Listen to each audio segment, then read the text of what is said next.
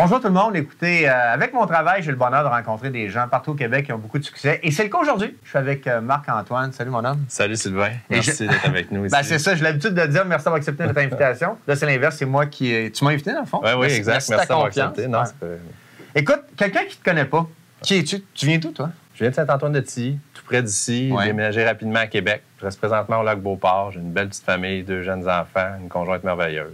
Écoute, viens-tu d'une famille d'entrepreneurs? Est-ce que dans l'entrepreneurship faisait partie de tes gènes? Je te dirais non, pas vraiment. Mes parents sont enseignants les deux. Ils m'ont rapidement inculqué la valeur des études puis de poursuivre une bonne formation, mais pas d'entrepreneuriat. Ça s'est développé vraiment, là, je pense, par mon côté proactif à travers mes différents travails, puis de côtoyer aussi le milieu entrepreneurial. Je me suis rendu compte que c'était en moi, mais c'était peut-être un petit peu enfoui initialement, puis ça s'est rapidement développé par la suite. Parce qu'on le verra tantôt, mais tu as beaucoup de succès. Je veux dire, tu l'as très bien développé, ce côté-là.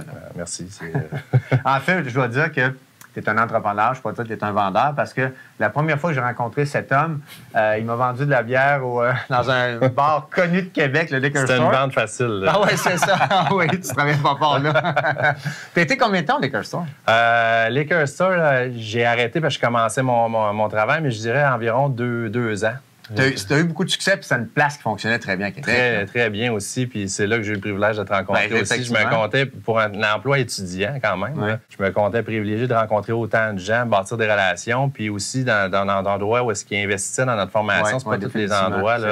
Ils t'avaient embauché comme conférencier rapidement. C'était, à mon avis, là, à toi de me corriger, mais la base du moyen, puis ça m'avait marqué, c'est resté. Par la suite, j'ai revu ta conférence à plusieurs reprises, puis j'ai tenté d'appliquer tout ce que j'écoutais, puis à force de la revoir, ben, on en applique plus aussi. On est ici ensemble aujourd'hui. Hein? Exact. C'est incroyable. Hein? Quand je dis que dans la vie, ceux qui ont vu votre faveur, j'explique que quand tu connais, tu ne peux pas déconnaître.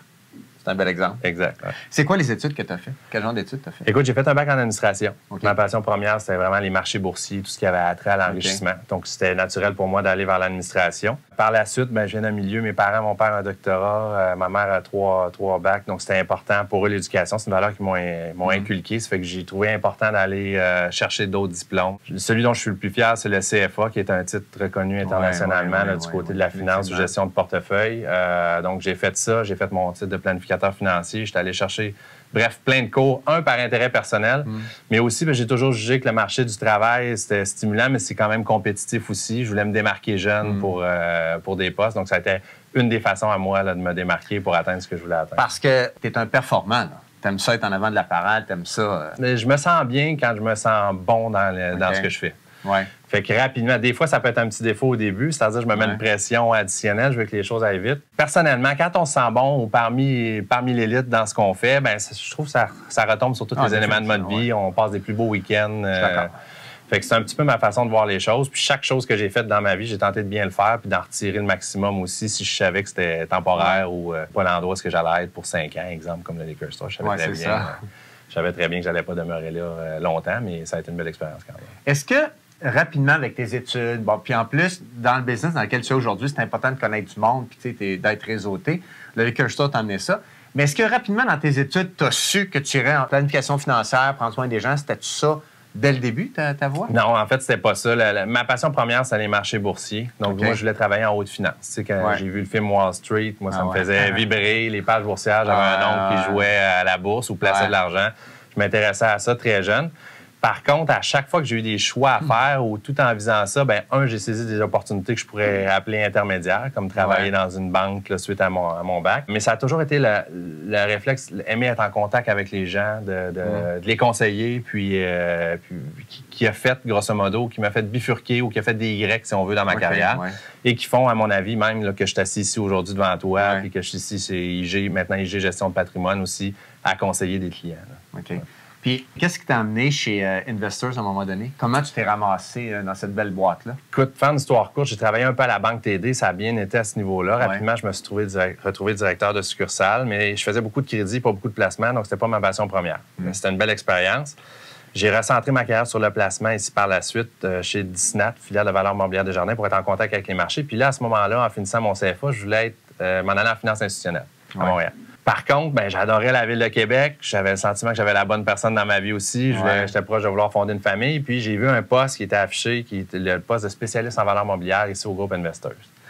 Ce poste-là, c'était pas exactement le poste de mes rêves, mais c'était un melting pot de plein de choses qui me faisaient vibrer. C'était d'être l'expert en placement d'une clientèle sophistiquée, c'est-à-dire les conseillers financiers à l'interne, d'être une ressource disponible aussi pour leurs clients qui est plus à valeur nette élevée, donc les clients avec un portefeuille plus important.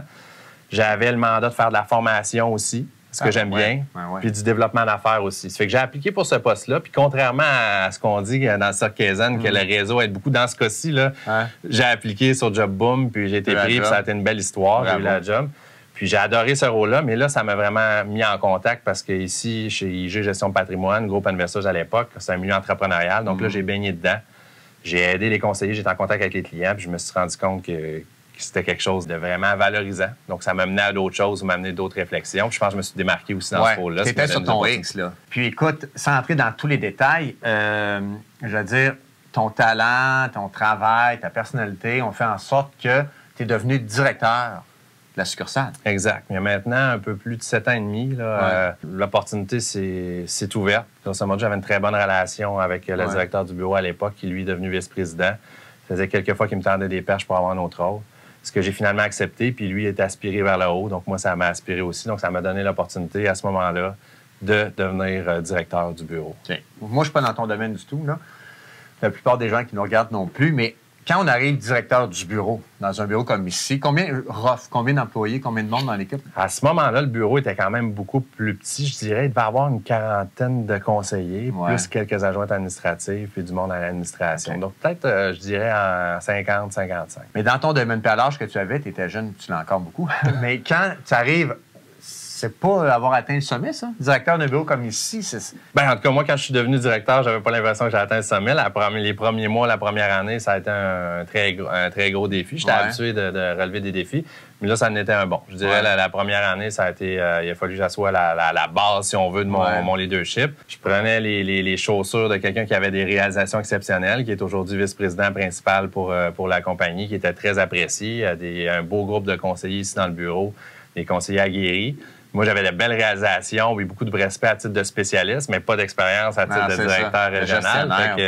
Fait que ça a été un bon défi au début, puis c'était une opportunité entrepreneuriale. Encore une fois, on a un modèle entrepreneurial, donc là, ça a été vraiment, par contre, stimulant.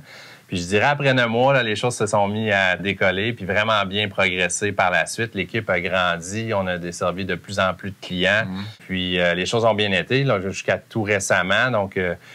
puis probablement qu'on va en parler un petit peu, mais quand j'ai décidé là, de réorienter ma carrière récemment, bien, on était, là, quand j'envoyais un courriel aux gens du bureau, on était plus de 105 dans le bureau, puis le volume d'affaires avait à peu près doublé, là, grosso modo, là, sur la plupart des métriques. Donc, ça a été une belle ride, comme on dit, là, si tu me permets l'expression. Parce que, dans le fond, tu as fait progresser le bureau en termes de chiffres, en termes d'équipe, en termes de visibilité. Tu étais quand même... ça allait bien, tes affaires. Oui, ça allait bien. Ouais. Et la plupart des gens... probablement se serait dit, bon, mais là, j'ai atteint le sommet dans le sens, je suis directeur du bureau, on a doublé, ça va bien, on se met sur le cruise, puis on continue. Toi, à l'âge que tu as décidé de te réorienter complètement, de quitter ce poste-là. Bon, explique-nous-là, ce que c'est là. Oui, je l'explique pas mal depuis dans les derniers mois. Écoute, tu sais, en tant que leader ou coach, si on veut, parce qu'on a un modèle entrepreneurial, les gens que je leadais, la plupart, c'est des travailleurs autonomes. Donc, il faut les inspirer. C'est toujours comme ça. Là. Même avec des employés, il faut les inspirer, mais encore plus avec des travailleurs autonomes. On propose souvent l'exercice de dire, faire l'exercice où est-ce qu'on se voit dans 5 ans. Tu sais, de se projeter plus loin, puis ça dicte les gestes qu'on pose pour atteindre ce qu'on a comme vision. C'est un exercice que je fais de façon régulière moi-même. Puis là, je l'ai fait quelques fois dans la dernière année. Puis là, ça a commencé à être flou un petit peu. Puis là, je me suis posé la question, c'est quoi qui me fait le plus vibrer dans le travail, dans ce que je fais, même si je détestais pas mon rôle du tout. J'avais encore du plaisir à le faire. Mais quand je réfléchissais à ça, ben c'est le contact direct avec les clients. Je disais que c'est des points charnières dans ma carrière, ça a toujours été ça. Donc ça, c'est une des choses qui me fait vibrer, d'avoir le ressenti direct aussi, ce qu'on met en place. C'est sûr, comme directeur régional, tu as une influence qui est grande, puis par personne interposée, tu peux créer de grandes choses. Mais des fois, tu n'as pas le contact direct. C'est ça. Puis j'ai toujours aimé, puis il y a beaucoup à faire dans le milieu. À mon avis, le milieu financier est encore imparfait, donc il y a beaucoup à faire pour aider les gens à faire une différence significative auprès d'eux. Puis ça, c'est quelque chose que je voulais appliquer aussi moi-même, puis le ressentir de façon directe. Ça fait que, puis qu'est-ce que j'adorais de mon rôle de directeur régional, c'est de construire en équipe.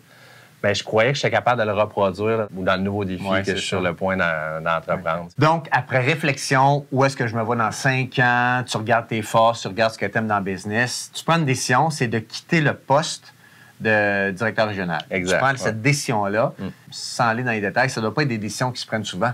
T'sais, habituellement, ça doit être rare que quelqu'un qui est directeur d'un bureau, s'en va pas vers où, décide, je lâche. Ça ne doit pas arriver souvent. Non, ça n'arrive pas souvent. Ça arrive pas souvent. Il faut dire que j'ai eu un cheminement un petit peu atypique dans l'organisation. Ouais. Souvent, les directeurs régionaux qui étaient nommés étaient pendant longtemps conseillers à développer leur propre clientèle. Ouais. Moi, j'ai été spécialiste. Ouais, puis t'es tombé. Après ça, j'ai commencé à desservir des clients, mais rapidement, je suis devenu directeur régional. Okay. Je peux pas dire que je l'avais fait. J'ai toujours bien servi des clients et continué de le faire pendant que j'étais directeur régional.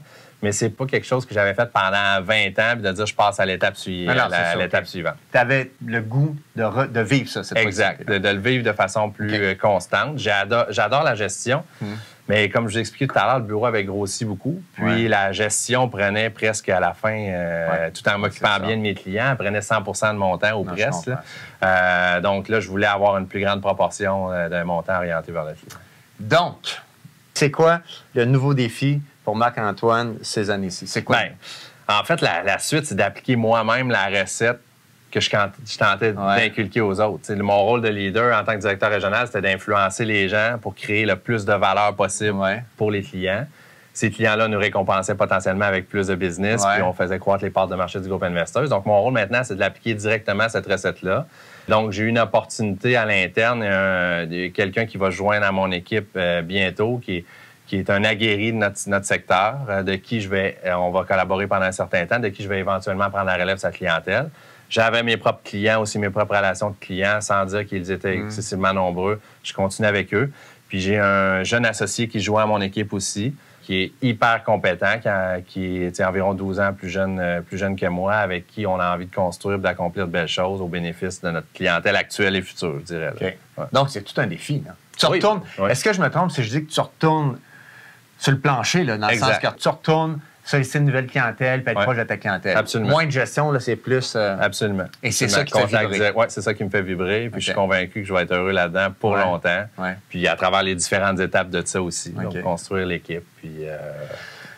On en a déjà parlé, puis j'ai tellement de belles personnes autour de moi dans ton domaine, puis tu es d'accord que des gens dans ton domaine, dans une ville comme Québec, la région de Québec, il y en a beaucoup. Quelqu'un qui nous regarde, pourquoi choisir ton équipe?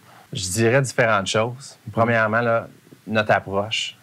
Facile de dire ça, mais on a une approche qui est distincte. Vraiment une approche de planification financière, où est-ce qu'on couvre tous les volets de la planification financière. Fait que quand la personne, l'analogie qu'on utilise souvent, c'est un peu l'analogie du médecin généraliste. Médecin ou quelqu'un qui a d'excellentes connaissances d'un point de vue financier, puis qui est entouré d'une équipe de spécialistes, mais qui connaît bien son patient. Fait que, l'approche là, est vraiment distinctive, donc on fait tout avec le client. Un plan écrit pour chaque client.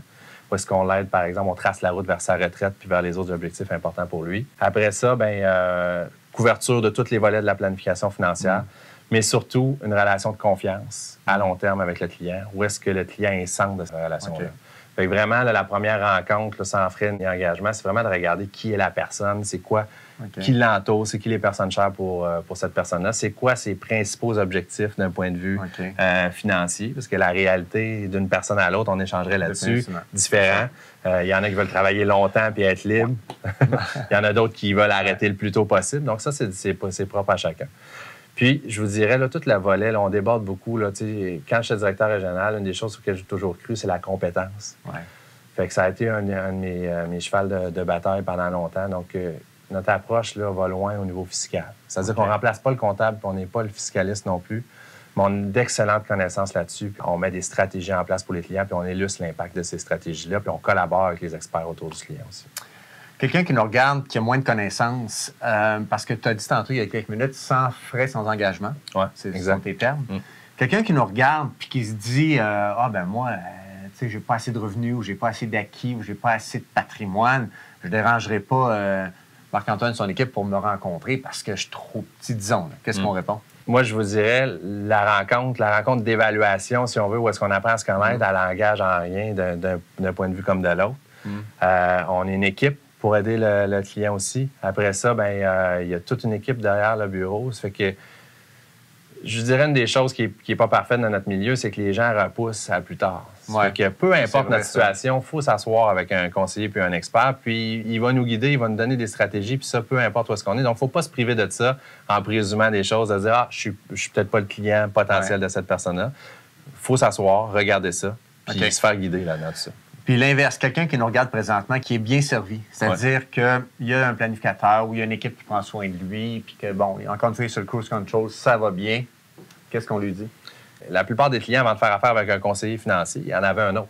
Définitivement. Fait qu'à la base, c'est d'avoir l'ouverture, des fois d'aller chercher une deuxième opinion, puis de découvrir qu'est-ce qui peut être fait. Parce que les stratégies, les gens ne les connaissent pas. Je veux dire, c'est pas leur milieu. On a chacun notre expertise. Fait que moi, je dirais, c'est d'aller voir, d'avoir la curiosité à l'occasion d'aller chercher une deuxième opinion. Puis je veux dire, s'il n'y a pas assez de valeur puis la relation est bonne, on reste avec notre conseiller actuel. Dans le pire des cas, ça valide si on veut ce qu'on est en train de faire. Fait que c'est d'y consacrer un peu de temps puis s'y asseoir.